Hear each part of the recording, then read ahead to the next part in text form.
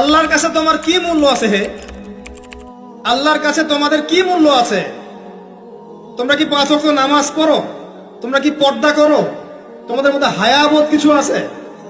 তোমরা মানুষকে ভালো কিছু শেখাও, সমাজকে ভালো কিছু দাও, শালীন কিছু দাও?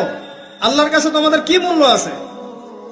নবী সাল্লাল্লাহু আলাইহি ওয়াসাল্লাম তো জাহান্নাম দেখে সেই কথাটাই বলেছেন, আমি জাহান্নাম দেখে আসলাম, সেখানে বেশিরভাগ অধিবাসী হচ্ছে মেয়ে, নারী। কি কারণ? তারা এমন কাপড় চোপড় পরে বাইরে ঘুরতো, যেই কাপড় পরেও তারা নগ্ন থাকতো। আমি কি ব্যাখ্যা করতে হবে? আপনি দেখতে পারেন না? এবং তারা স্বামীর সাথে কুফরি করত। সারা জীবন স্বামী যদি তাদের ভরণ পোষণ দেয়, ভালোবাসে, মহব্বত করে, তাদের জন্য জীবনটা ক্ষয় করে ফেলে, এক পর্যায়ে গিয়ে বলবে, সারাটা জীবন তোমার কাছে কিছুই পাইলাম না। বাস্তব। এগুলোর কারণে মেয়েরা বেশি বেশি জাহান্নামে যাবে।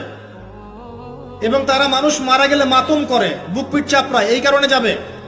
এবং তর্ক লাগলে অভিশাপ দেয় বেশি, এই কারণে যাবে। আল্লাহ পাক আমাদের মা বোনদেরকে হেফাজত করুন। তবে একটা হাদিস আছে সুসংবাদের। নবী সাল্লাল্লাহু আলাইহি ওয়াসাল্লাম বলেছেন, একজন নারী যদি 4টা কাজ করতে পারেন, জান্নাতের যে কোনো দরজা দিয়ে ইচ্ছা প্রবেশ করতে পারবেন। 1 নাম্বার 5 ওয়াক্ত নামাজ, 2 নাম্বার রমজান মাসে সওম, 3 নাম্বার আপনার লজ্জাস্থানের হেফাজত অর্থাৎ খাস পর্দা, এবং 4 নাম্বার আপনার স্বামীর আনুগত্য।